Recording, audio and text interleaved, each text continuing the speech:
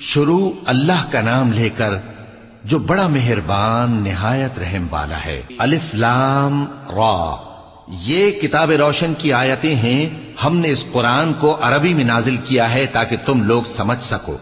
اے پیغمبر، ہم اس قرآن کے ذریعے سے جو ہم نے تمہاری طرف بھیجا ہے تمہیں ایک نہایت اچھا قصہ سناتے ہیں، اور تم اس سے پہلے بے خبر تھے۔ جب یوسف نے اپنے والد سے کہا کہ ابا، میں نے خواب میں 11 ستاروں اور سورج اور چاند کو دیکھا ہے، دیکھتا کیا ہوں کہ وہ مجھے سجدہ کر رہی ہیں۔ انہوں نے کہا کہ بیٹا، اپنے خواب کا ذکر اپنے بھائیوں سے نہ کرنا، نہیں تو وہ تمہارے حق میں کوئی چال چلیں گے۔